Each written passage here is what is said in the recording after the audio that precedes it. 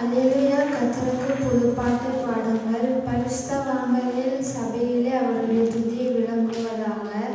இஸ்ரவேல் தன்னை உண்டாக்கினவரில் மகிழவும், சீயோன் குமாரர் தங்கள் ராஜாவில் களிகூரவர்கள்.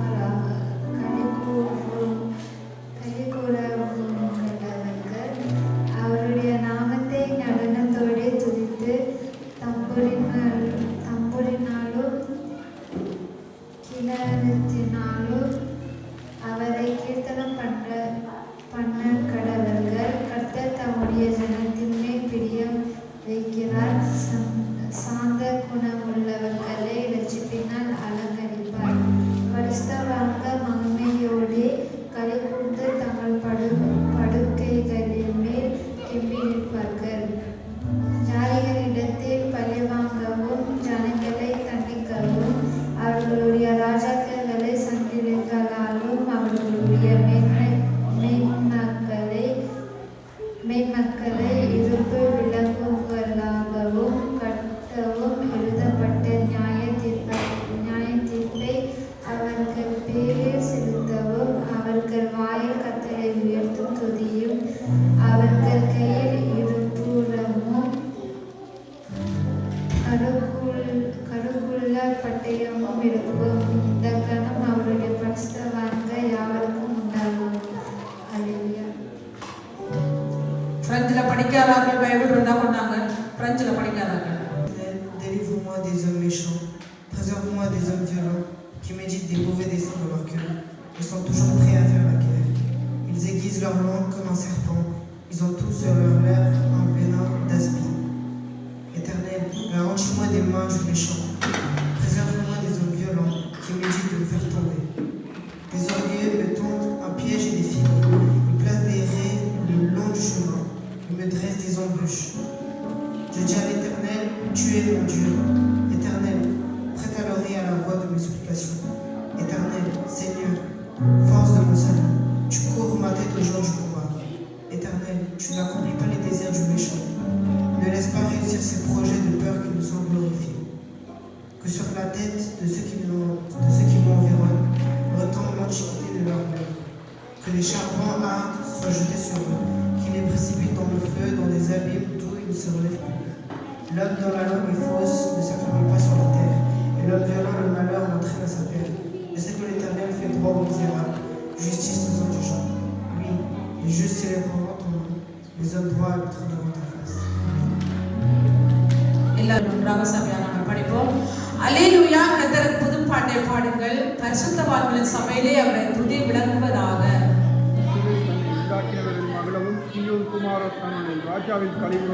அவருடைய நாமத்தை நடனத்தோடு துதித்து தம்புரினாலும் கிண்ணறத்தினாலும் அவரை கீர்த்தனம் பண்ண கடவர்கள்.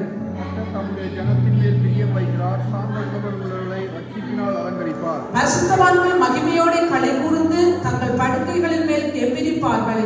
ஞானிகளிடத்தில் பழிவாங்கவும் ஜனங்களை கண்டிக்கவும் அவர்களுடைய ராஜாக்களின் சங்கிலிகளினாலும் அவர்களுடைய மேன்மக்களை இரும்பு விலங்குகளாலும் கட்டவும் எழுதப்பட்ட நியாய தீர்ப்பை அவர்கள் பேரில் செலுத்தவும்.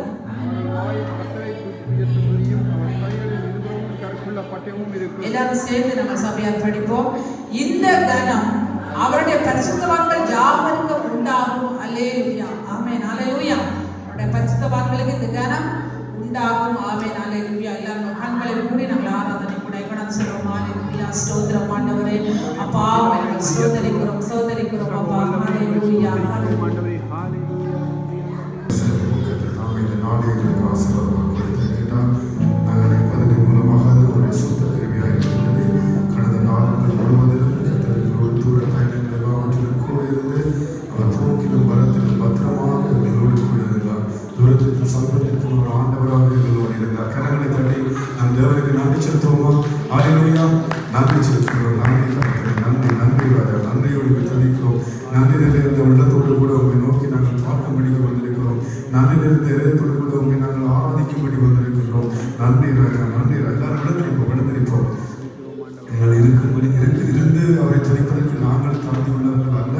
அவருடைய ஸ்தலத்தில் நிற்பதற்கு எங்களுக்கு ஒரு தகுதி வேண்டும் என்று சங்கீதம் தெளிவாக சொல்லுகிறது.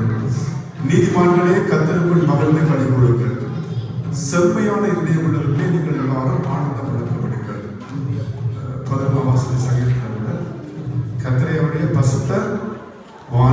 சபையிலே துதிக்கிறவர். நாங்கள் இங்கே கூடுகின்ற நாங்கள் ஆராதிக்கின்ற தேவன் மகா பரிசுத்தம் நிறைந்தவர். அதனால்தான் சங்கீதக்காரன் சொல்கிறார் பாருங்கள், நீதிமான்களே, சங்கீதம் 33 சொல்கிறார், நீதிமான்களே கர்த்தருக்குள் களிகூறுங்கள். கர்த்தருக்குள் களிகூற வேண்டுமாக இருந்தால் நாங்கள் முதலில் கர்த்தருக்கு முன்பாக நீதிமான்களாக இருக்க வேண்டும். இரண்டாவது பாருங்கள், அவரை துதிப்பவர்களுக்கு இருக்கிற தகுதியை தாவீது அழகாக அங்கே புடமிட்டு காட்டுகிறார்.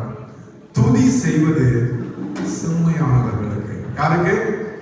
எங்களுக்கு செம்மையான இருதயம் இருந்தால்தான் நாங்கள் சொல்லுகின்ற துதிகள் ஆண்டவருடைய செவிகளில் விடும். எங்களது ஜெபங்கள் அவருடைய காதுகளில் கேட்கும்.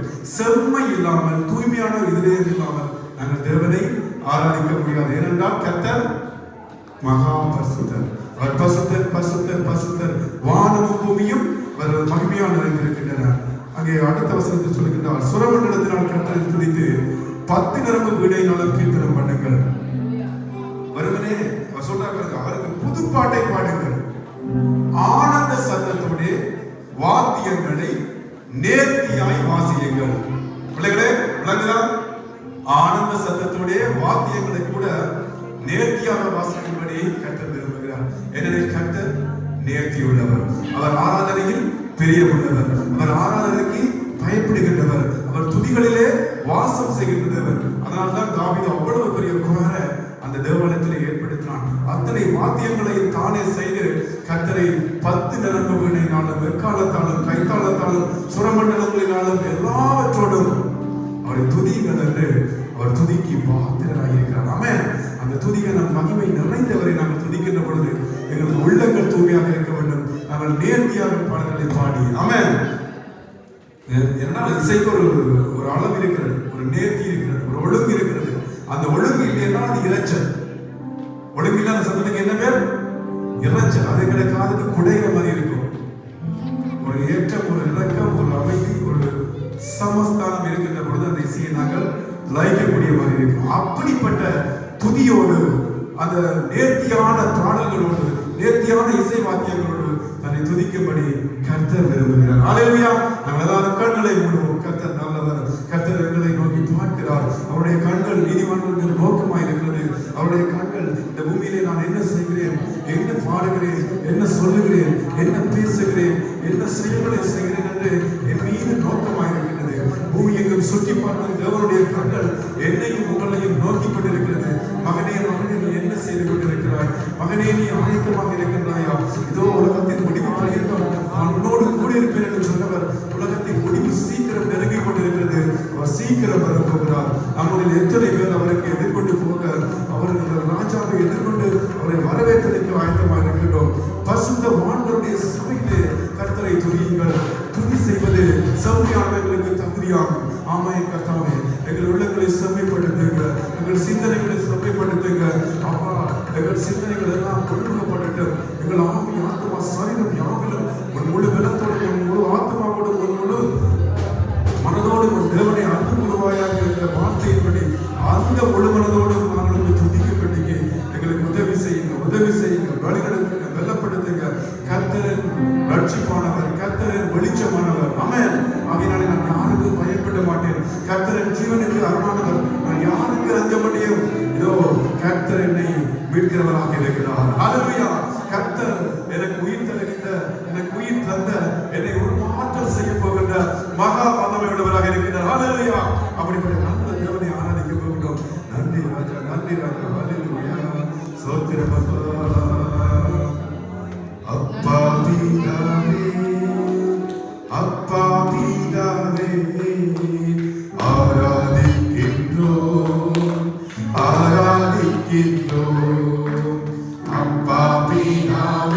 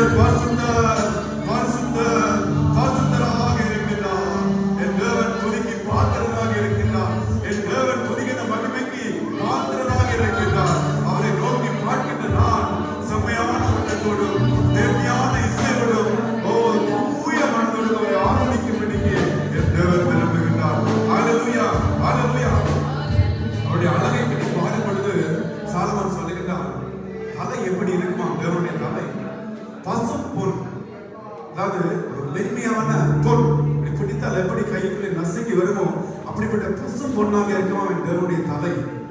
இந்த முடிக்கு நான் 1000 ஷாம்பு போட்டு கழுவுறோம். ஆனா தேவனுடைய முடி எப்படி இருக்கு தெரியுமா? கேசமோ அப்படியே சுருள் சுருளாக. இன்னைக்கெல்லாம் நிறைய பேர் நாங்கள் காசு கொடுத்து சுருட்டுறோம் தலை முடிய, காசு கொடுத்து மக்கியாசம் போடுறோம் முகத்துக்கு. ஆனா அவன் சொல்லுகிறான் சங்கீதக்காரன், அவருடைய முகத்தின் ஜோதியை, அந்த ஜோதியை நான் பார்க்க முடியவில்லை, அவ்வளவு பிரகாசம். அவருடைய கண்கள் எப்படி இருக்கு தெரியுமா? நீரோட தாகத்தால வந்து இந்த புறா தெரியுமா? புறா பீஜம் ரொம்ப தாகத்தால இருக்கும்போது எங்கேயாவது நீரோட இருக்குமான்னு பறந்து தேடி தெரியும். தேடி தெரிஞ்ச அந்த நீரை அருந்த போது அதனுடைய கண்கள் தன்னை சுற்றி என்ன நடக்கிறது, ஏதாவது நேச்சர் வருதா இல்லைன்னு சொல்லி பார்த்து கொண்டே அப்படி தூந்து இருக்குமா. அந்த புறாவின் கண்களை போல இருக்குமா நேசனுடைய கண்கள். அவர் முற்றிலும் அழகானவர், ஒரு சௌந்தரியமானவர். அவருடைய அழகை வர்ணித்து பாடுவதற்கு வார்த்தைகளில் என்று வேதம் சொல்லுகிறது. ஹல்லேலூயா! அப்படிப்பட்ட நல்ல தேவன். இன்று நாங்கள் நம்புகின்ற அழகு மாயையும் நிலைக்காதே. ஹல்லேலூயா! நாங்கள் நம்புகின்ற இந்த அழகு ஒரு நாள் ஒழிந்து போகும். இந்த ஸ்டைல் எல்லாம் ஒரு நாள் ஒழிந்து போகும். இந்த ஆரோக்கியம் எங்களை விட்டு உங்களை கூட்டி போய்விடும். ஆனால் தேவன் சொல்கிறார், நான் கொடுக்கின்ற நீரை பருகின்றவனுக்கு ஒருபோதும் தாகம் எடுக்காது. அது நித்திய ஜீவனை அளிக்கும், அது திட பலத்தை அளிக்கும், அது பரிபூர்ண அழகை கொடுக்கும் என்று சொல்லி, ஏனென்றால் என் தேவன் முற்றிலும் அழகானவர். அவரை ஆராதிக்கின்ற நானும் நீங்களும் முற்றிலும் அழகானவர்கள். ஹல்லேலூயா! என் தேவனுடைய அன்பு என் இதயத்தில் இருந்தால், அவருடைய அன்பு என் கண்களிலே தெரிந்தால் நானும் அவரை போட்டார். ஏனென்றால் அவர் தமது சாயலாக எங்களை உருவாக்கினார் இல்லையா? ஹல்லேலூயா! நன்றி ராஜா, நன்றி நன்றி. சங்கீதம் 142 எப்படியாக சொல்லுகிறார் தாவீது, கர்த்தரை நோக்கி சத்தமிட்டு கூப்பிட்டு, கர்த்தரை நோக்கி சத்தமிட்டு கெஞ்சுகிறேன். ஏனென்றால் அவருக்கு முன்பாக என் சஞ்சலத்தை ஊற்றுகிறேன், அவருக்கு முன்பாக என் நெருக்கத்தை அறிக்கையிடுகிறேன். என் ஆவியில் தியங்கும் போது நீர் என் பாதையை அறிந்திருக்கிறேன், நான் நடக்கிற வழியை மறைவாக எனக்கு கண்ணியாக வைத்திருக்கிறேன். ஆமென். அதனால இன்றைய நாளிலே இங்கே வந்திருக்கின்ற நாங்கள் யாராவது ஒருவரும் ஏதாவது ஒரு மனச்சஞ்சலத்தோடு, ஒரு மன கிளேசத்தோடு, அண்ணாலை போலவோ அல்லது மரியாதை போலவோ ஒரு மன கிளேசத்தோடு இருப்போமா இருந்தால், நீங்கள் இந்த நேரத்திலே ஆராதனை வேளையிலே உங்களது மன பாரங்கள், உங்களது மன கஷ்டங்கள், கிளேசங்கள் எல்லாவற்றையும் என் தேவனுடைய கரத்திலே விட்டு விடுங்கள், அவருடைய பாதத்திலே வைத்து விடுங்கள். எப்படி மரியாள் பாதத்திலே காத்திருந்தாலோ அவிதமாக நாங்களும் அவருடைய பாதத்திலே எல்லாத்தையும் இறக்கி வைத்துவிட்டு அவரை காத்திருக்கின்ற பொழுது எப்படி அண்ணாள் இரட்டிப்பான மகிழ்ச்சியை கண்டுகொண்டாலோ அந்த மகிழ்ச்சியினாலே எங்களை நிரப்ப அவர் போதுமானவராக இருக்கின்றார். ஹல்லேலூயா! கரங்களை தட்டி நன்றி சொல்வோம். இந்த நாட்டிலே, இந்த தேசத்திலே, இந்த உலகத்திலே நம்பிக்கை துரோகம் செய்கின்றவர்கள் அநேகர். ஒருவரையும் நம்ப முடியவில்லை, யாரையும் நம்ப முடியவில்லை. தாயை நம்ப முடியவில்லை, தமையை நம்ப முடியவில்லை, தங்கையை நம்ப முடியவில்லை, கணவனை நம்ப முடியவில்லை, பிள்ளைகளை நம்ப முடியவில்லை, புருஷனை நம்ப முடியவில்லை. அப்ப நாங்கள் யாரை நம்புவது? கேள்வி இருக்கலாம். நாங்கள் யாரை நம்புவது? பேதுரு சொல்லுகிறார், ஆண்டவரே நாங்கள் யாரிடத்துல போவோம்? ஆமென். வாழ்வதிலும் வார்த்தைகள் உம்மிடம் தானியா இருக்கிறது, உமது கருத்துக்குள்ளாக நாங்கள் அடங்கி இருக்கின்றோம், நாங்கள் உண்மை தேடி வருகின்றோம். ஹல்லேலூயா! உம்மை நம்பி வந்தவர்கள் யாரும் வெட்கப்பட்டு போவதில்லை. கர்த்தர் எங்கள் வெட்கங்களுக்கு பதிலாக நன்மைகளை செய்கின்றவராக இருக்கின்றார். எங்கள் துன்பத்திற்கு பதிலாக களிப்பை தர வல்லவராக இருக்கின்றார். அந்த நம்பிக்கையோடு மகனே என்று நீ என்ன தேவையோடு, என்ன கவலையோடு வந்திருக்கின்றாயோ அந்த தேவையை சந்தித்து உன்னை ஆசீர்வதிப்பதற்கு அவர் போதுமானவராக இருக்கின்றார். நீ செய்ய வேண்டியது ஒன்றே ஒன்றுதான், அவருடைய திருக்கரங்களுக்குள்ளே உன்னை ஒப்புக்கொண்டு, ஒரு திருக்கரங்களுக்குள்ளே உன்னை ஒப்புக்கொண்டு அவர் உன்னை தனக்கேற்ற பாத்திரமாக வணையும்படி. எப்படி? தனக்கேற்ற பாத்திரமாக வணையும்படி. நான் நினைக்கிற பாத்திரமாக நான் மாற முடியாது. என் தேவன் என்ன நினைக்கிறாரோ அந்த நினைவுக்கு பாத்திரமாக நான் மாற வேண்டும். அப்படின்னா நான் என்ன செய்ய வேண்டும்? என்னை அவரது கரங்களுக்குள்ளே விட்டுக் கொடுக்க வேண்டும். அவர் தனக்கு பிடித்த மாதிரி தன்னுடைய சாயலில் என்னை மாற்றுவார், தனக்கு இந்த பாத்திரமாக என்னை உருவாக்குவார். ஹல்லேலூயா! ஹல்லேலூயா! மறுபடியும் பாடுவோம். ஒரு பாடலை கூட திருக்கரத்தால் தாங்கி என்னை திருச்சித்தம் போல நடத்த வேண்டும் சொல்லி நாங்கள் எங்கள் உள்ளங்களை உண்மையாகவே அவருக்கு ஒப்புக் கொண்டிருப்போம். இந்த பாடலை பாடுகின்ற பொழுது ஒவ்வொரு வசனமும் உங்களது உள்ளத்தில் பேச வேண்டும். அன்பானவர்களே, உங்கள் சிந்தையோடு பேச வேண்டும், உங்களது வாழ்க்கையோடு பேசும்படியாக நான் வாஞ்சை பண்ணுகிறேன். ஹல்லேலூயா! ஹல்லேலூயா! நன்றி ராஜா, நன்றி ராஜா, ஸ்தோத்திரம். ஹல்லேலூயா!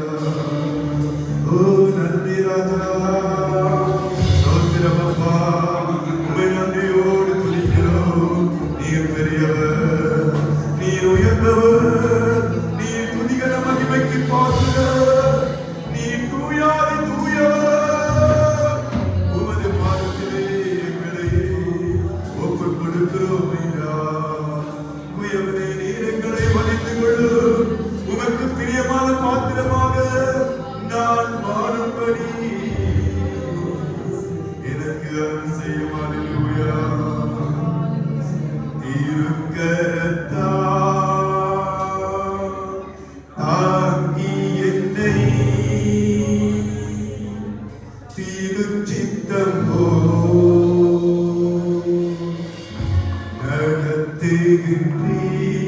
நடத்துகின்றீர். எல்லாம் சேர்த்து சொல்லுமா? திருக்கரத்தா தாங்கியத்தை திருச்சித்தம்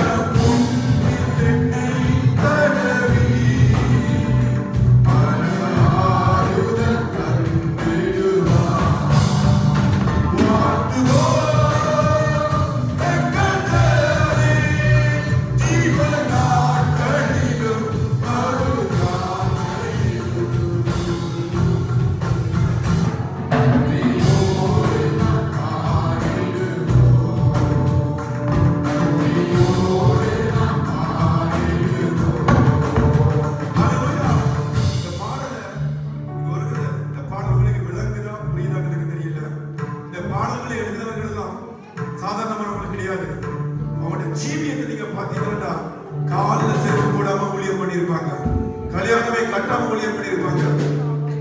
முக்கியமா இந்த பழைய பாடல்களை நாம் எழுதிய பக்தர்கள் யாருன்னா சிலை வழிபாடுகளோடு கோயில்களை சொந்தமாக வைத்திருந்த பரம்பரையிலே வந்தவர்கள். அந்த பூணூலை கலட்டி எறிஞ்சு போட்டு அந்த குலமும் வேண்டாம் கோத்திரம் வேண்டாம், இந்த உலகத்திற்கு ஒளியாக வந்த என் இயேசு ஒருவர் தான் உண்மையான தெய்வம் என்று ஏற்றுக்கொண்டு மனம் மாறி வந்தவர்கள். ஹல்லேலூயா! அப்படிப்பட்ட பரிசுத்தவான்களை கொண்டு இந்த பாடல்களை தேவனுக்கு அறிவிக்கின்றார். பாருங்கள், ஒரு ரோஜா புஷ்பம் முள்ளுக்குள்ள இருக்கிறது. ரோஜா கண்ணுலதான் முள்ளுக்கு நல்லதா? ரோஜா அழகா இருக்கு, எவ்வளவு மென்மையா இருக்கு, ஏனதுல முள்ள வைக்கணும்? தேவன் சும்மாவா படைச்சார்? அப்படி இல்ல, அந்த ரோஜாவுக்கு பாதுகாப்பு அந்த முள்ளுதான். அவன் இந்த உலகத்தில் எங்களுக்கு உபத்திரவம் உண்டு, ஆனாலும் திடன் கொள்ளுங்கள், நான் உங்களை ரோடு இருக்கிறேன். ஹல்லேலூயா! இந்த வார்த்தைகளை பாருங்க, இந்த தேவதாசன் பாடுகின்றார், நான் வாழ்த்துவேன் என் தேவனை, ஏனென்றால் இந்த ஜீவ நாட்களில் அவர் என்னோடு இருக்கிறார். மறு ஜாத்திரையிலும் எங்க மோட்ச பிரயாணம். ஆமென். அந்த மோட்ச பிரயாணம், மோட்சம் சென்று சேரும் வரைக்கும் என் தேவன் என்னோடு தான் கூட இருக்க போகிறார். கரங்களை தட்டி வரதுக்கு நாங்கள் சொல்றோம். ஹல்லேலூயா! அப்படிப்பட்ட நன்றி அறிந்த வெள்ளத்தோடு பார்க்க போகிறோம். இதயம் மிக கசந்து நொந்து, மனமெல்லாம் ஒரு கிளேசம், என்னை சுற்றிலும் இருள் சூழ்ந்து, என் கண்கள் ஒளி இழந்து, என் எலும்புகள் நொறுங்குண்டு, நான் என் கால்கள் திடமற்று, நான் விழுந்து நசிந்து கூடி குறுகி போயிருந்த நாட்களில் அப்படி நிற்கும் போது மனுஷன் என்ன செய்வாங்க தெரியுமா? வெந்த உள்ள வேலை மாற்றுவாங்க. இருக்கிற காயம் காணாத இன்னும் கொஞ்சம் காயம் கூட தருவாங்க. அவங்களுடைய வார்த்தைகளால தருவாங்க, செயல்களால தருவாங்க. நான் இந்த பத்து சொல்லுகிறேன், உங்களுடைய மனம் புண்ணாகி வேதனையாக இருந்த பொழுது அந்த பொண்ணிலே எப்படி ஒரு சமாரியர் அந்த காயப்பட்டு கிடந்த அந்த அடிபட்டவனுக்கு தன்னுடைய துருத்திலிருந்து எண்ணெய்களை வார்த்து, அவருடைய புண்களிலே எண்ணெயை வார்த்து, காயங்களை கட்டி கொண்டு போய் மருத்துவமனையிலே சேர்த்து விட்டானோ, அவ்விதமாக என் தேவன் மனப்பொன்னில் எண்ணெய் கடுவே என் காயங்களை ஆற்றி எனக்கு ஆறுதல் வந்தவராக இருக்கின்றார். ஹல்லேலூயா! ஹல்லேலூயா! இதயம் மிக கசந்து நொந்து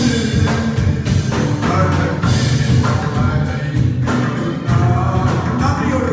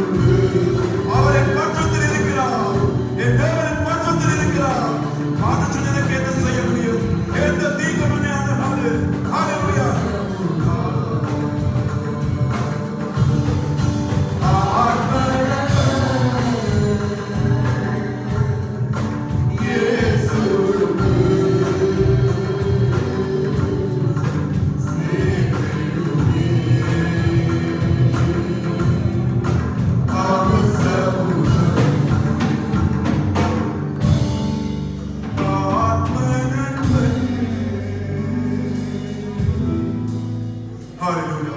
என் தகப்பனே, இந்த உலகத்திலே யார் என்னை கைவிட்டாலும் நீர் என்னை ஒருபோதும் கைவிட மாட்டீர் என்ற நம்பிக்கையோடு உமது வார்த்தைகளை நான் ஏந்துகிறேன். உமது வாதத்திலே நான் உட்காருகின்றேன். உமது கரங்களை நான் மாற்றிக் கொள்கிறேன்.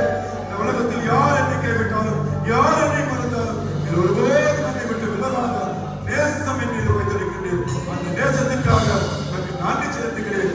ஹalleluya, ஹalleluya. ஆத்மநண்பன் இயேசுண்டு.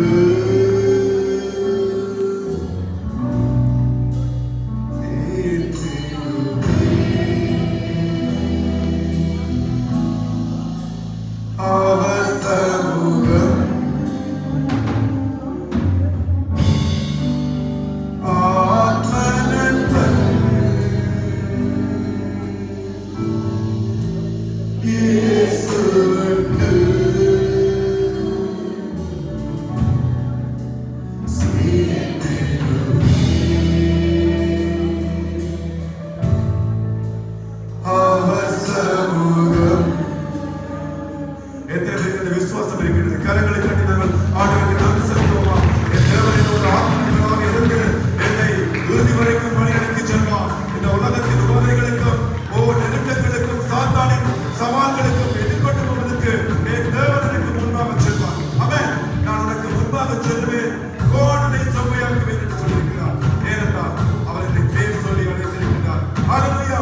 அந்த நல்ல தேவனை ஆராதிப்போம். கர்த்தர் எல்லாரையும் ஆசீர்வதித்து வழி நடத்துவாராக. ஹalleluya.